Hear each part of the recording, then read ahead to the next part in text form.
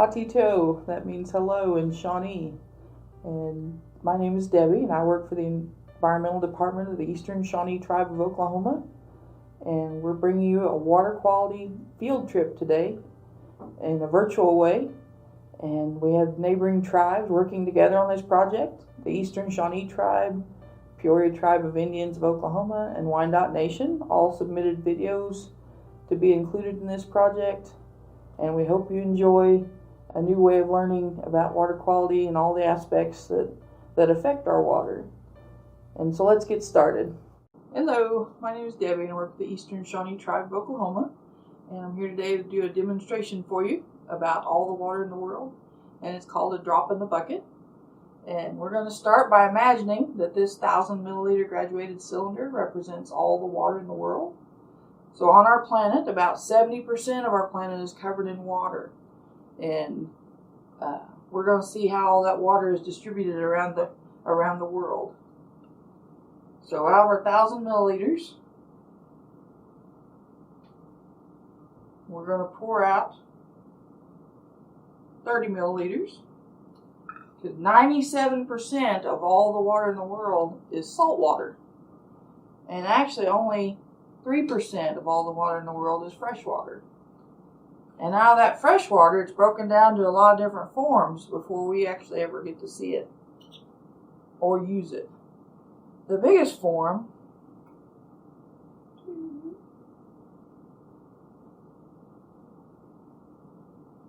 try not to spill, is actually frozen water. So a lot of people are kind of surprised to know how much of our fresh water supply is actually found frozen.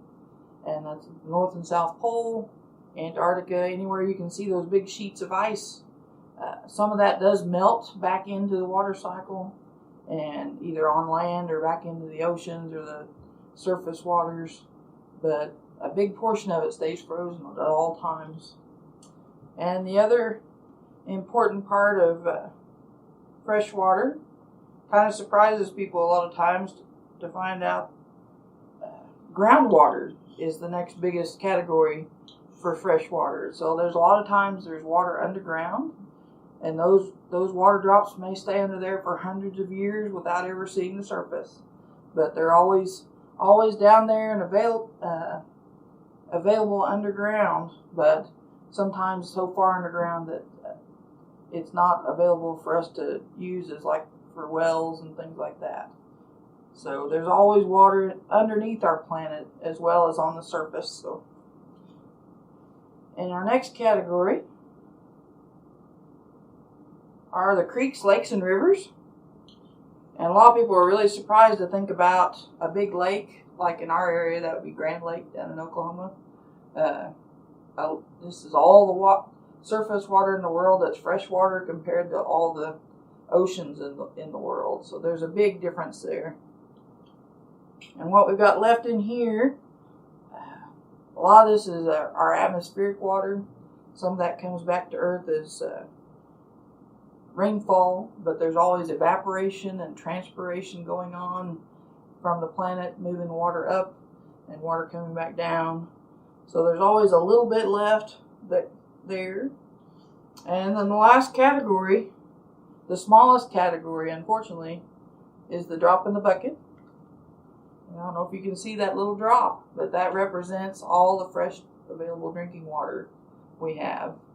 And that's not just for me, that's for everybody. So if you're thinking about the 7.5 billion people that live on the planet, we're all concerned about this drop in the bucket. We want to keep that available for as many people as possible for as long as possible. So it's really important that we reuse, reduce, and recycle. We use less waste. We save water in different ways around the house and in our daily lives. And we want to make sure that people have water for a long time to come. And I know a lot of places where they're having water shortages right now. This drop in the bucket is becoming a very big deal. And where I live, we have plentiful water. We have, several lakes, creeks, and rivers. A lot of those are used for drinking water supply. We've got a lot of groundwater that's close to the surface, and and good quality for drinking water. But other places are a lot less fortunate, not just in other parts of the world, but right here in the United States, right here in Oklahoma, in the surrounding states. And so we want to do what we can to save water and protect water quality. Thank you very much. Now let's hear from my friends at Peoria Tribe of Indians of Oklahoma as they demonstrate their amazing stream trailer. Good morning, everyone. My name is Kyle Foster, and I'm an environmental specialist for the Peoria Tribe of Indians of Oklahoma. Today, we're going to show you our stream bank erosion demonstration trailer. This trailer gives us an opportunity to go out, perform outreach events to young individuals, and give them proper demonstration of what happens on our local creeks, rivers, and streams in this area. We want to demonstrate proper stream bank erosion techniques to prevent erosion and sedimentation from happening. Without these practices, we're ultimately causing more problems downstream, so anything we can do upstream only affects us and everything down in a positive manner. Follow along. So here we're going to demonstrate and pretend that this is the Neosho River. In our Ottawa County area, we have two major rivers that flow into Grand Lake. We have the Spring River and the Neosho River. The Neosho River starts in Kansas and runs through parts of Oklahoma into Grand Lake, ultimately the large reservoir downstream.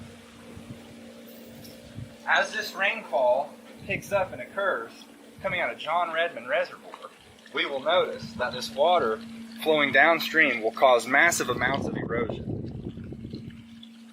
This white multicolored material that we are pretending is dirt is a recycled plastic, and it really gives us a great demonstration of how sedimentation and erosion occurs as the material falls off the stream banks. When an increase in rainfall happens and the flow of the river increases, you'll see even more sedimentation occur as the water is eroding away the side of the stream banks.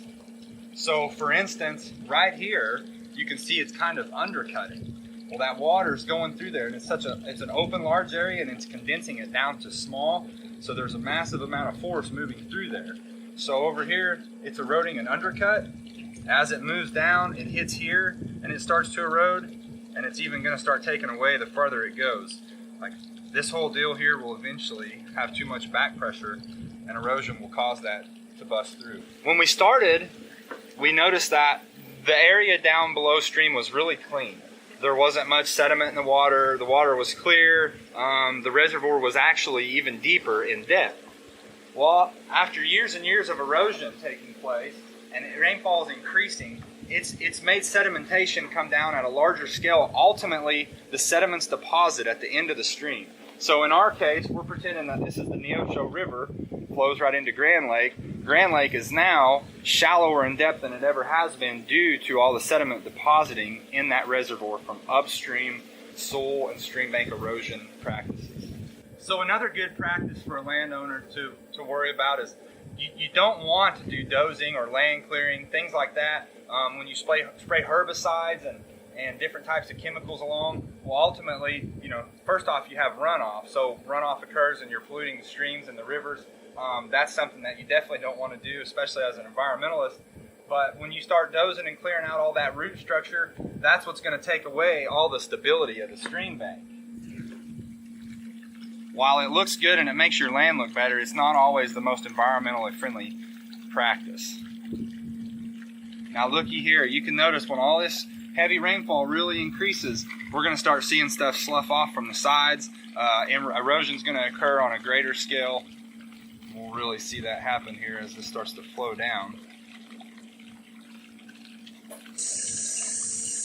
Oh yeah, see, this is what's happening. There's nothing, you notice this side's staying pretty solid and intact. It's not really flushing off. Well, you can see this root structure we have placed here strategically to demonstrate that, while this side has already lost a ton of its sediment and stream bank.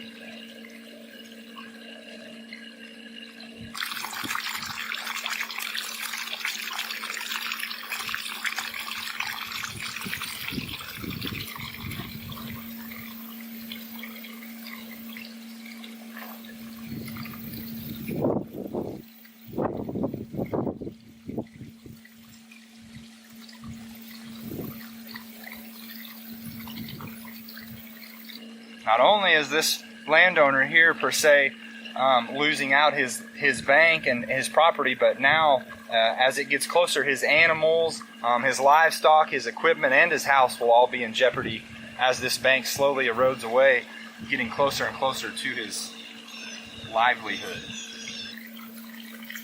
Now, keeping grass and root structures and things like that in place isn't a safe-proof method, not meaning that you won't experience any type of erosion. However, the long-term effect of taking it out is what we're really looking at here. So another practice that we want to mention is when you're working on your stream bank or the river bank, if you own property that borders the water, a good thing to do is put in a retaining wall, maybe a sort of a type of riprap, a big rock structure. Primarily, you want to locate these on the bends of the river. That's where the water gains its most force and it really hits that bank with the most amount of pressure. So when that happens, of course, a major amount of sediment comes off. Erosion happens on a large scale. But like when this retaining wall gets the pressure of that, you'll notice it's holding this material back. So we're not seeing erosion or sedimentation. Across stream, where there is no practices that have been implemented, we'll notice this material is just flowing away quickly. But this wall acts as a barrier to keep it from hitting the bank. Over time, maybe your wood structure, your rock structure has to be replaced, but ultimately you don't lose any of your land with a management practice like that.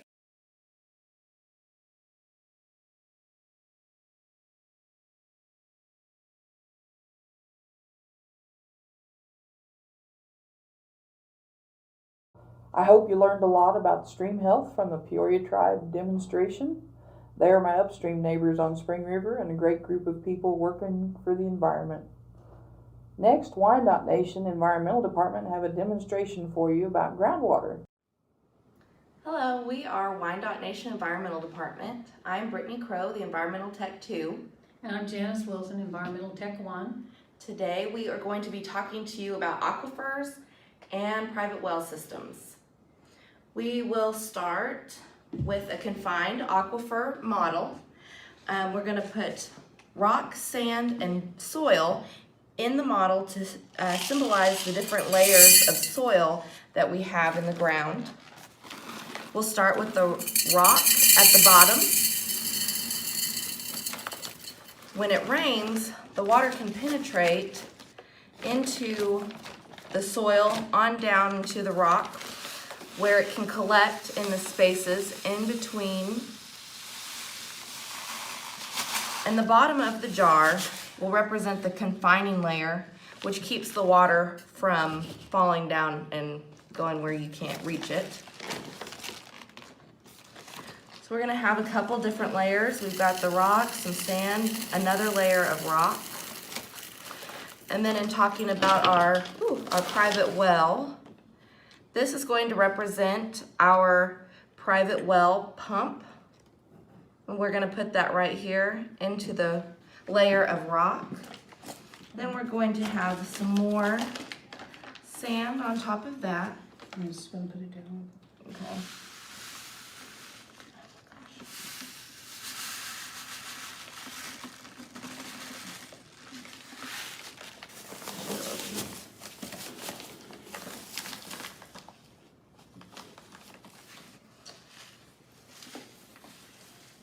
Another layer of sand.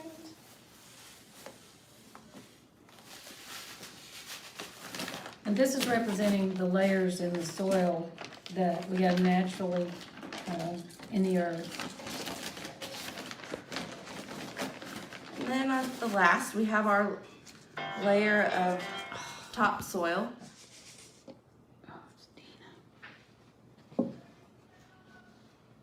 You can pause it. See, like I said, we have the confining layer that's at the bottom. We have a layer of rock, a layer of sand, another layer of rock, sand, and our topsoil. We have our private well pump here and our home.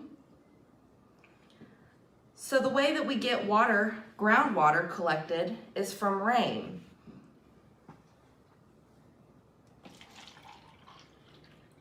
So here comes our cloud and our rains, and it's going to trickle from the topsoil down into our rock. It's going to go through the sand. And it takes just a little bit longer for water to penetrate sand because there's less space in between each granule of soil compared to the bigger spaces that are in between the rock. So we're charging up our aquifer. It's filling up with water from the rain. And in this layer of rock is where our private well is centered, and you can really see how we can pull that water up through that rock. And here in a second, I'll show you how well the well can extract the water for us to use to shower, to drink, to do our laundry, to wash our dishes.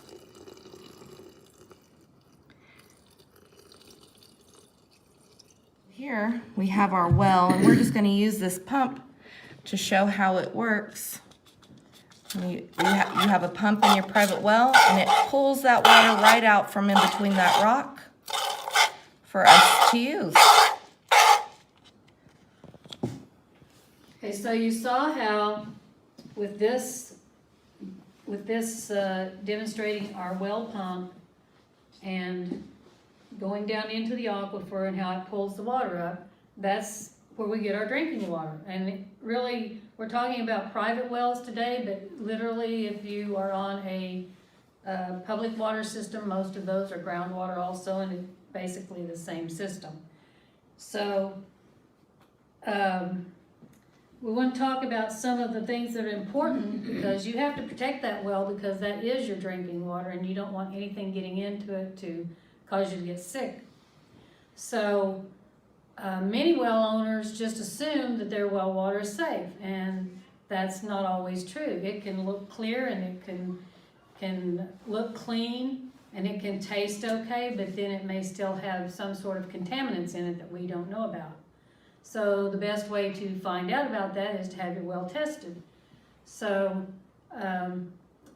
even though no one in the home is sick or having any issues, you still need to test your water to make sure there's no contaminants in there that can cause harm.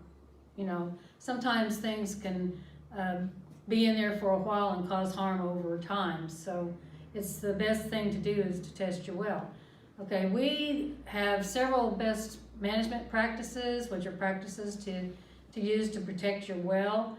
And one of those is to test your well annually. Or if you've done any kind of plumbing repairs, you need to test it after you've done that. This is because when you do plumbing repairs, your well has been opened where bacteria can get into it. That includes just changing a faucet or anything of that nature. You need to visually inspect around your well casing, make sure there's no openings or all the seals, all the caulking, everything around your well casing is sealed good and tight. Make sure there's no damage to it, because anything like that can leave an opening for bacteria to get into your well. And you need to make sure it remains sealed. You need to check it quite often. You need to keep a file on your well that has your well log in it, your service information, any records on servicing the well, your disinfection instruction sheets, because you'll need to use that annually to disinfect your well, because we suggest you disinfect it once a year and have it tested once a year. You also need to be sure and take care of your septic system, because that can be an opening for E. coli, which is fecal coliform, from human and animal waste to get into your well system, especially if you have an issue with openings like a cracked well casing or something of that nature. You need to have your septic system pumped every 3 to 5 years, and just, make sure that you keep that in good condition and maintained also. This is all critical information. It's for the health of those that are in your household or that come into your household that use your private well. So, as you can see, this is just a demonstration, but it's really how your water comes up out of the ground, how you get it into your home and into your glass to drink. So, Wyandotte Nation does private well sampling for free. We sample for bacteria, and we also sample for some heavy metals. You can contact me, Janice Wilson, at 918-678-6345 to set up a well test appointment. We also have free septic system surveys. That's where we go out with a contractor and he inspects your drain field, make sure there's no pooling or anything in your drain field from your septic system to make sure it's in good shape. Kathleen Welch is the one that sets up those appointments, and her number is 918-678-6335, and she can set up an appointment time for you. We also have other contact numbers that you can get a hold of any of us in our department, and we will get you with the right people to set up appointments or answer questions as needed. We kind of wanted to go over the water cycle, the hydrologic cycle. It kind of goes in a big circle. This is how your water recharges into your aquifer and into your groundwater so you can continue to pump water into your home. So it starts out with the rain. We have precipitation, rain, snow, sleet, whatever, any type of precipitation. And it goes down into the earth and soaks in and gets down in here into your groundwater level. And groundwater, this is an aquifer. And it is like the rock layer in our demonstration. And then the plants take up that water and it can transpire back into the clouds. The sun comes down, heats it up, brings the moisture up into the clouds.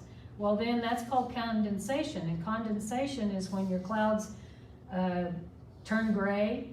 That's when your water is getting up into your clouds. It gets heavy enough that when your clouds get really gray, that's when we have rain, and it starts the cycle all over again. So it's just like a big circle.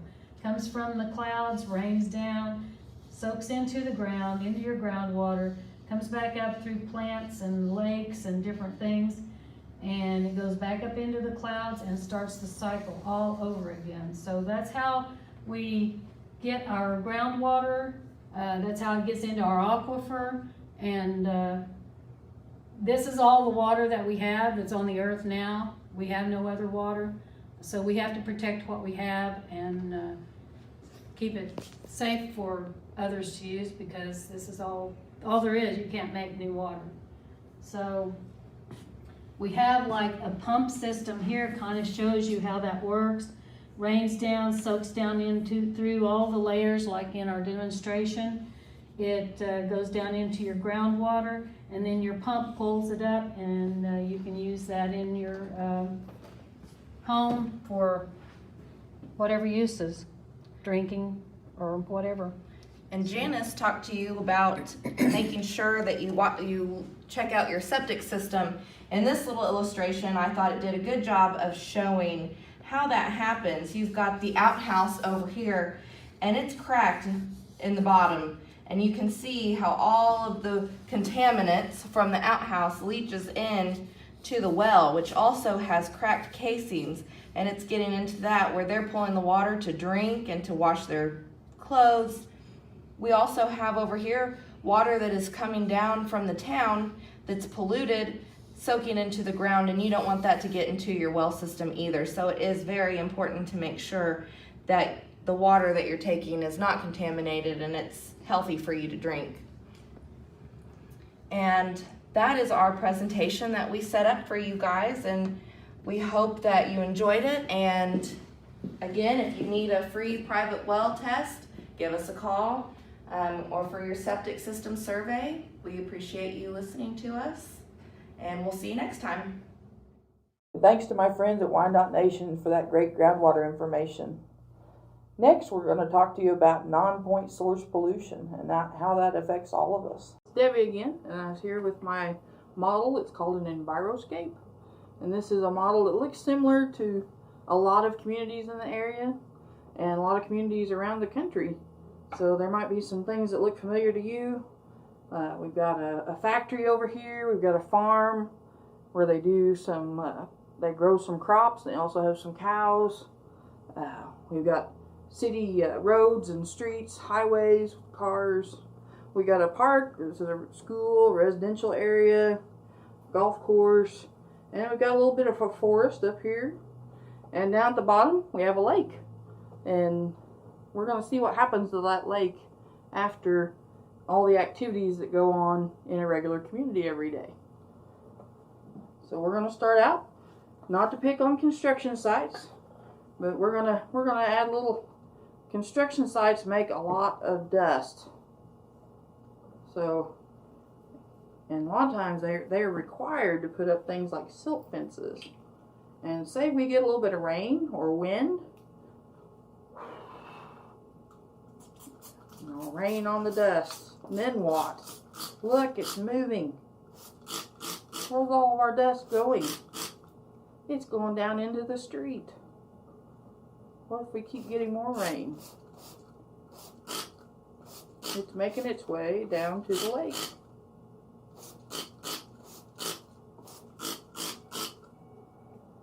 So you can see our lake's already getting all that dust and whatever they dug up there at the construction site in a very short time made its way from here to the lake.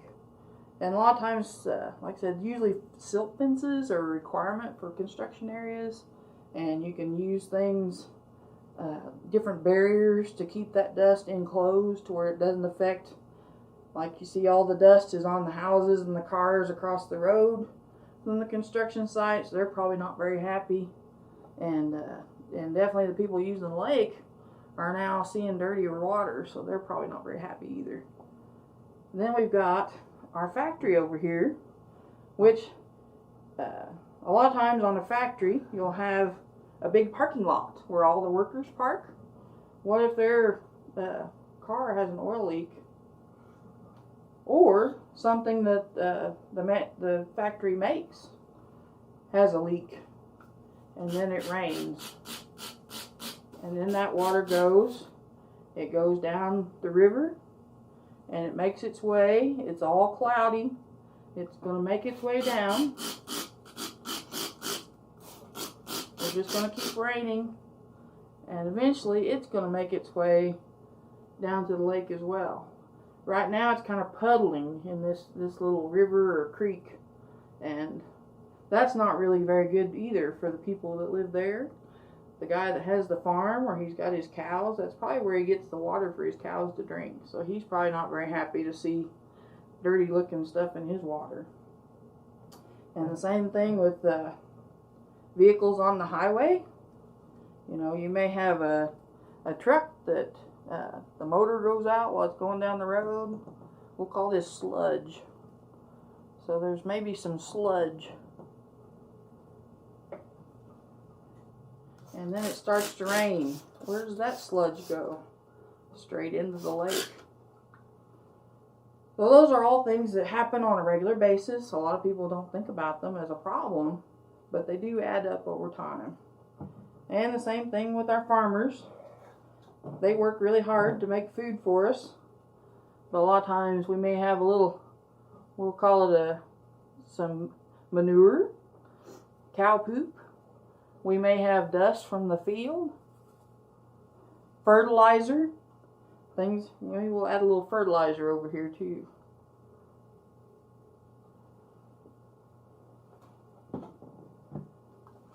And then we get a little bit of rain. So we've got fertilizer, the dust from the fields that are being tilled with no plants in them, all that goes into the lake. So then what are some things we can do about it? Well, we can manage our stuff a little bit better. Like I said, with the construction side, a lot of times they'll have silt fences required, that it's mandatory for every site to have one to keep all that stuff inside. And most businesses have some sort of safety measures in place to prevent an illegal discharge. And with our farms, a lot of places are trying to find new ways to manage manure, like storing it in a specific area that's away from where the water flows. And also with our crops, we can use things like plants, and we're going to call them buffer strips. And they're little strips of grass. Say we added a couple of those right there. And that would actually soak up some of that water. So those plants will filter out the fertilizer and the things going into the water before it ever gets there.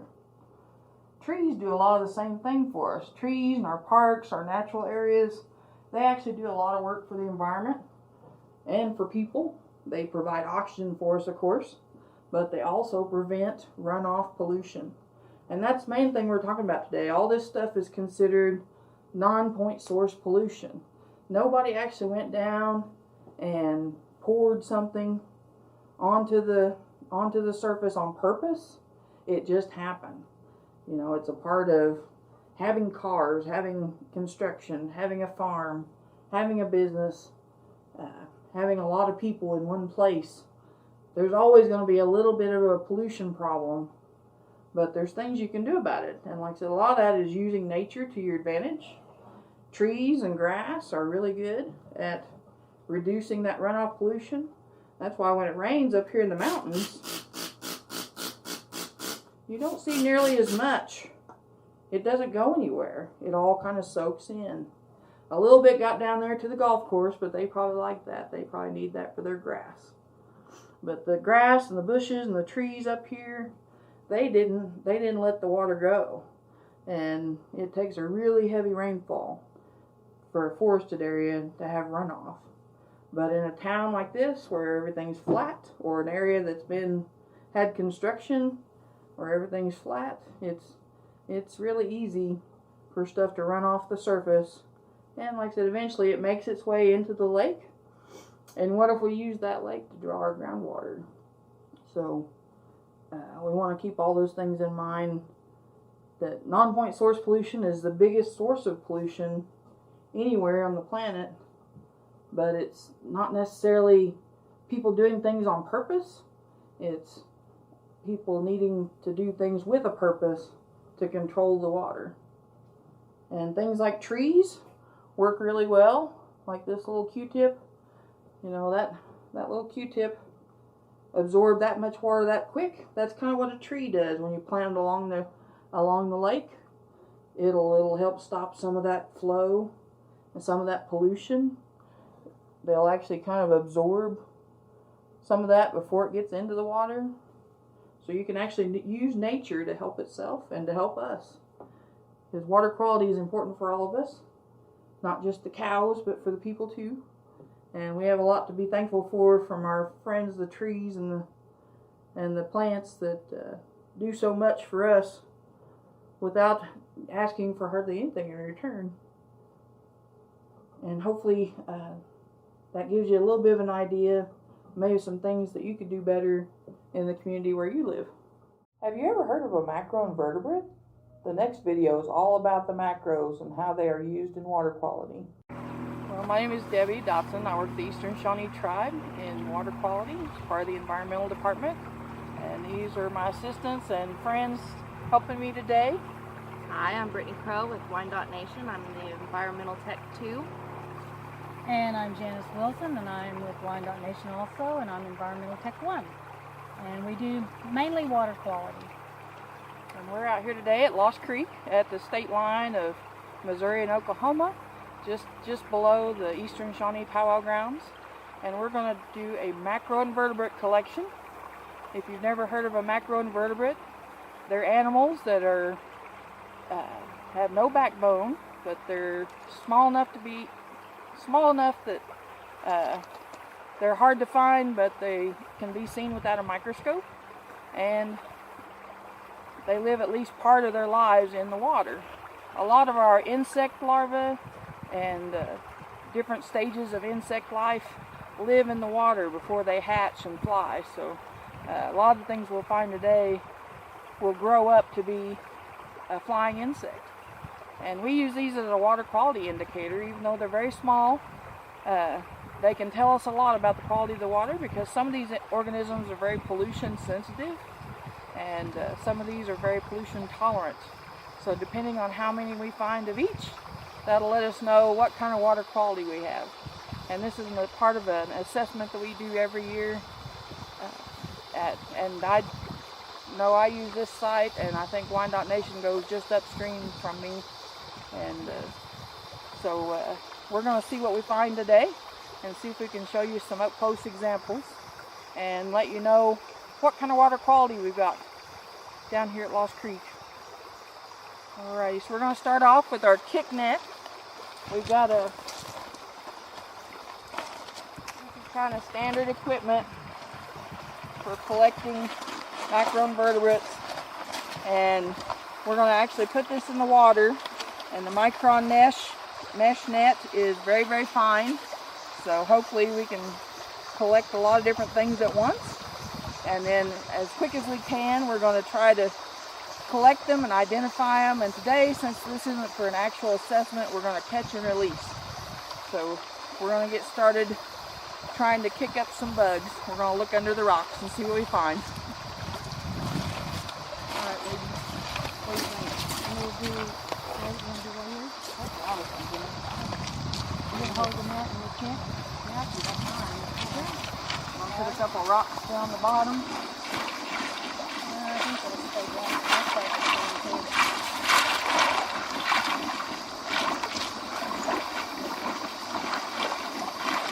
So they're doing what we refer to as the macro dance.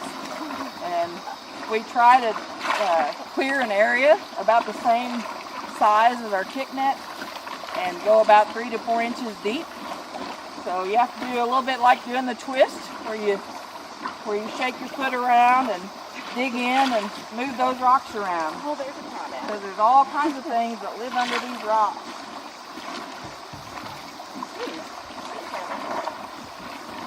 Getting in there? Oh my gosh, Ryan.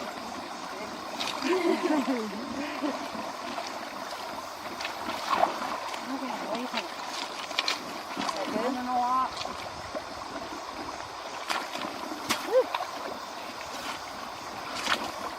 Two crawdads. I don't know. There's three crawdads, 4 crawdads.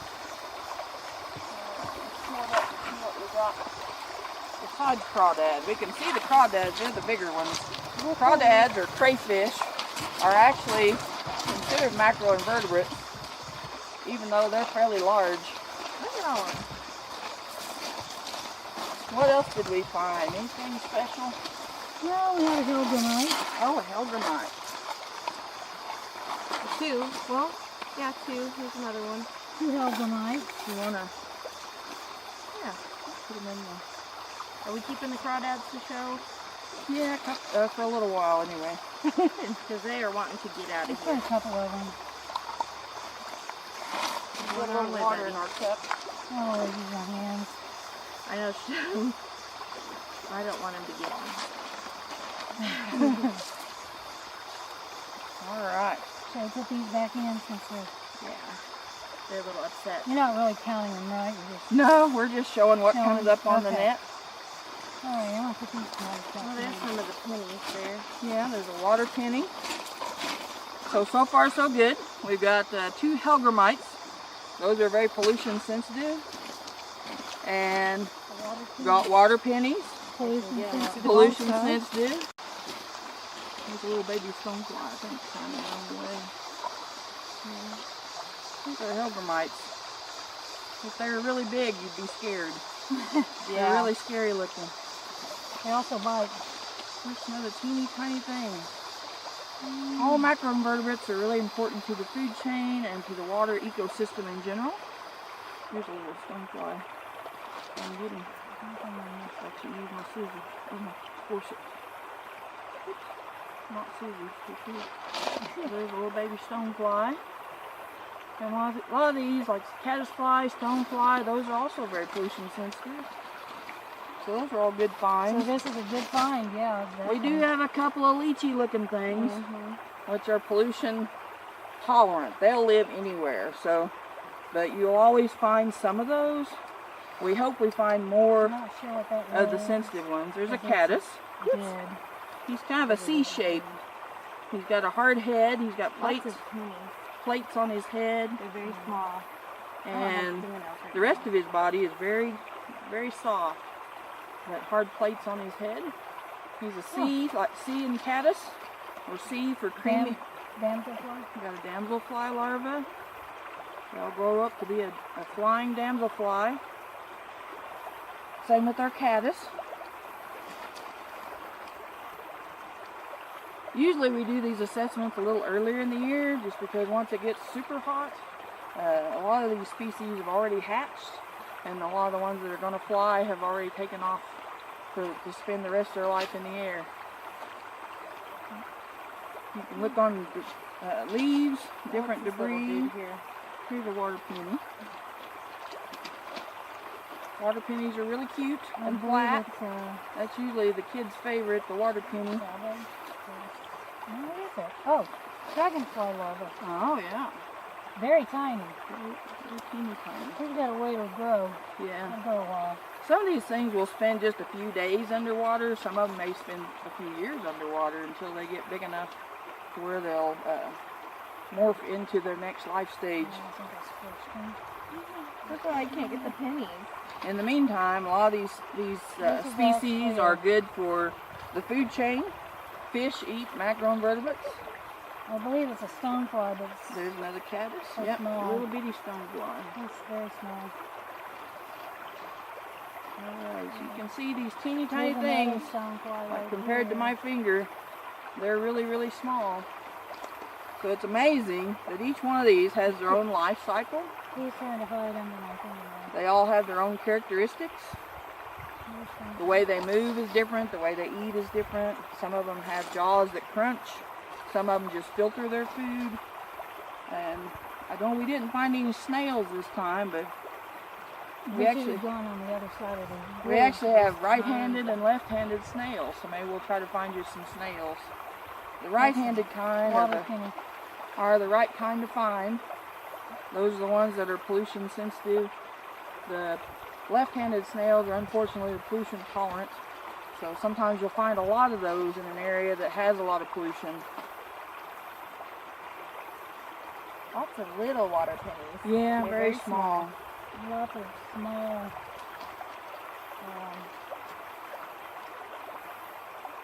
stoneflies too. I mean, he's Yeah, so we're tiny, very- you can't really. Some recent flooding, and they removed some brush and things like that. And the more activity people do, sometimes that disturbs the habitat for these things, and they'll find another place to camp out and hide under the rocks. I believe that is a sow bug, but He's so little. he's so tiny, I can't really tell. I do have a magnifying glass, and I usually bring a cheat sheet with examples of what each major species would look like, just in case we forget. Some of them have gills, some of them have extra appendages. All kinds Or- of water pennies. They'll have a 3-part tail, 2-part tail. I didn't find any mayflies. No. They're probably already hatched. Well, so- it's August now. Yeah, they hatched. So do you want to try another kick? Or Sure. see if we find anything else? I want to try one more time, see if we find anything different. We'll save these over in the shade just for a minute.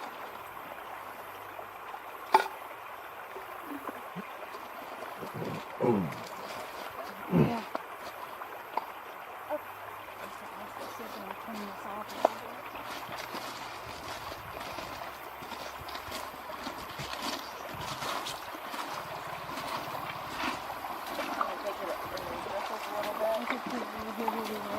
Here we are going to do this as a catch and What do you release want to do the today. next one at? Want to go upstream a little bit? We can maybe right in there or something. I'm not right over here. Alright, you don't think you can see it? I think We're going to rinse off the net. We'll start with a clean net and get a clean catch. Normally we do 3 kicks for every assessment.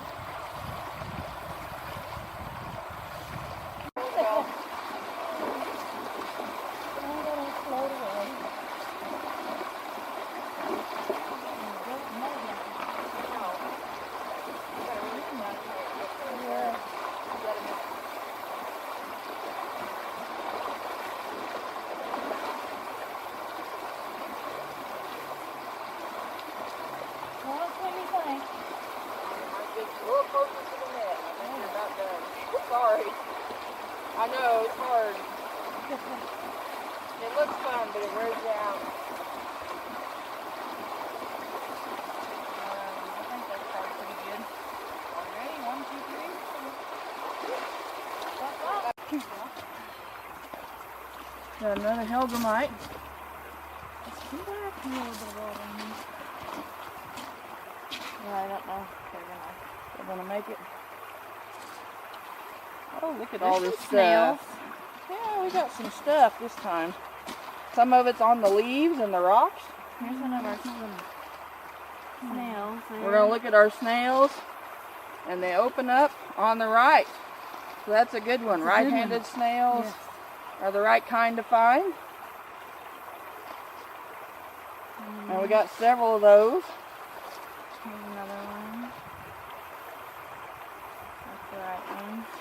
The right ones are more sensitive because they have a more developed breathing system.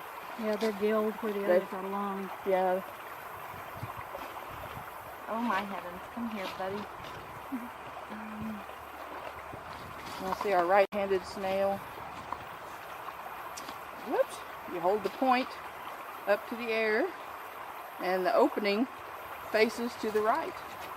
There's a lot So of that makes him right-handed. Is that another Helgramite there, or is that a... Yeah, maybe Helgramite.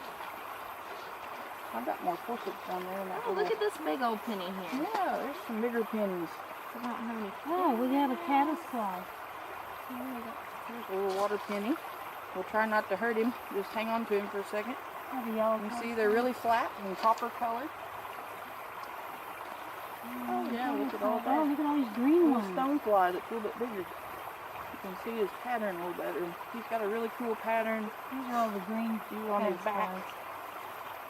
Yeah, caddisflies can be several different colors. So they might find green or cream colored, brown. There's another Helgramite. And A big What's that? stonefly. That's a stonefly. some are case making and some are not, so of the That's a caddisflies. stonefly. You can see that pattern on his back. When he grows up, he'll be a fairly large moth-looking fly, and his camouflage is made to look like a rock. There's a Helgramite. These Lots guys of are so caddisflies. mad. They're fighting. Lots of caddisflies, lots of water pennies. Lots of caddisflies and a leech. And we're trying to pick as fast as we can. Did you get a leech on the other one? Yeah. Yes, a little one. Well, there's always one or two. There's several. Usually if you find worms, leeches, black fly larvae, those are all the pollutions tolerant ones, and they will live in any There's kind of... the leech right here, right? On Yep, the yep. bottom. He might be a planarian even. He He's kind of pretty looks like small, a and planarian. His head's kind of His head's- arrow-shaped. Yeah, that's what I was thinking. Yeah, really? Maybe one the one I I wasn't can sure. Yeah. See him? But a Oh lot of- yeah, that's a canary. Yeah, that's what I was kind of He's wondering. got the I arrow-shaped don't head. think this one is. An I eye think spot. what I have is an actual leech. No? And this looks Nope. like He's a planaria too. He's got an he's So gonna they're grow not up to leeches. be uh-uh. a dragonfly. They're scary enough. Yeah. He's flipping and he's trying to figure out what's going on. Oh, that one just bit the There's a yellow caddis. crawfish.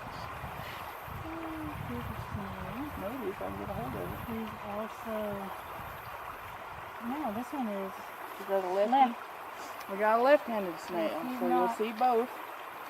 he's tolerant of pollution. Because he's left-handed. And again, we've got a really good variety of pollution-sensitive Very good species. variety.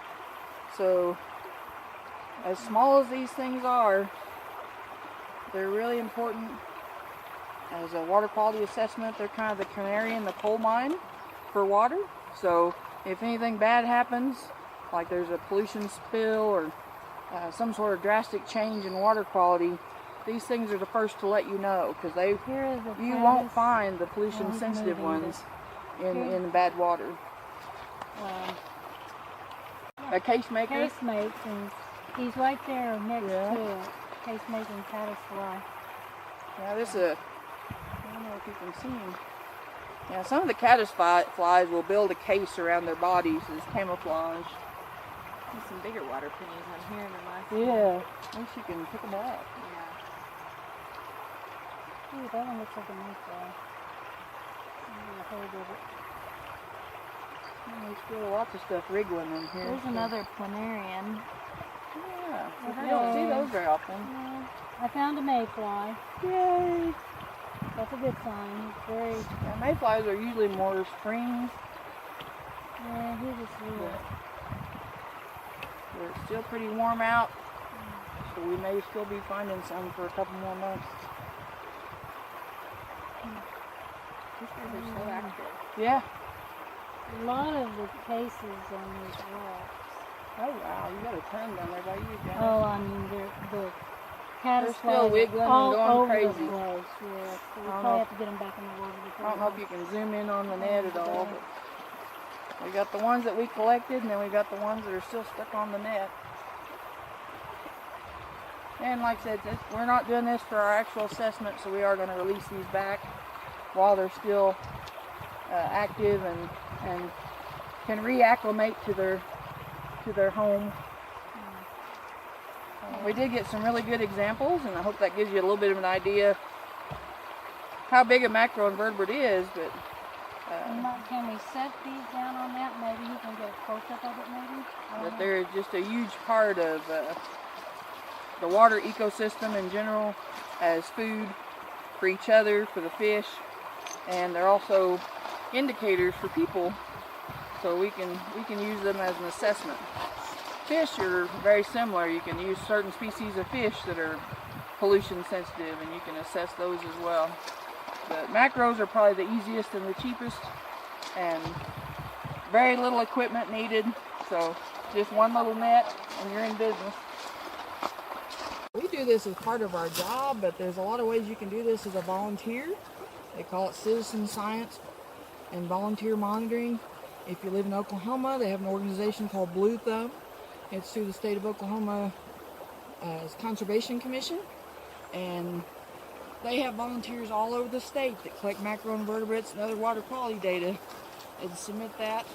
Missouri also has their own volunteer monitoring organization. Missouri Stream Team is on the Missouri side, and it's very similar in the way they function, and they make it very easy for the average individual to monitor a water body that's close to them, that's important to them.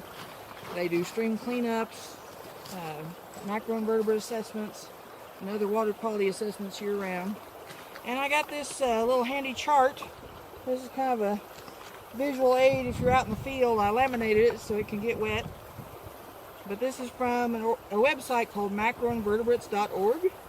And if you go to that website, it magnifies each type of macroinvertebrate to a super large scale, so you can identify all the little parts and pieces that make it the species that it is. And it'll tell you, it asks you questions like, does it have a tail? How many legs does it have? What does its head look like? And those things will lead you down the path to show you what family it comes from, where you're most likely to find it, and more information about that particular species. Thank you so much for watching, and I hope you learned something new. We've talked about all kinds of things related to water quality, and there was a lot of information in a short time.